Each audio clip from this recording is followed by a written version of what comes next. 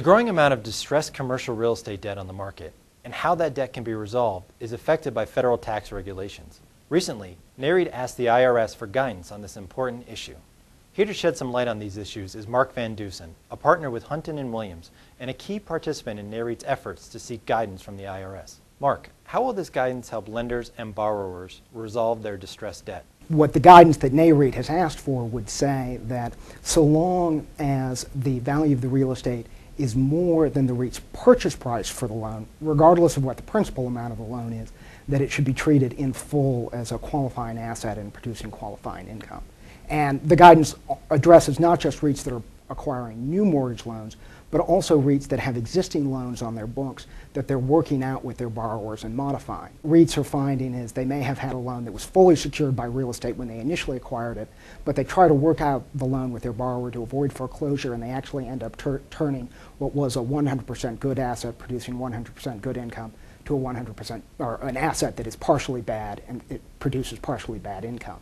And so the guidance that NAREIT has asked for would say that so long as the REIT is modifying the loan in connection with a default, or default is reasonably foreseeable, you don't have to retest the value of the loan. Why is this issue coming up now if the regulations have been on the books for decades? What we've seen is that this is the first downturn where we have a significant number of REITs out there that invest primarily in mortgages, and we also have a number of equity REITs that have a significant portfolio of mortgages and mezzanine loans. Also, this is the first time where you see new REITs coming online where distressed assets are the principal asset class that they're looking to invest in.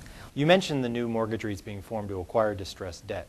How will this guidance impact them? Without this guidance, they may run into scenarios where there are distressed investments that they'd like to invest in at the REIT level, but because of the way the regulation currently works, they either can't do it at the REIT level, or they have to do it through a taxable REIT subsidiary, which would be subject to tax, or they have to go out and acquire other qualifying assets that they wouldn't otherwise purchase to be able to make the distressed investments that they really think are best for their shareholders. And NAREIT doesn't think that that's the correct result. These distressed investments really are real estate related investments that REITs should be able to make at the REIT level.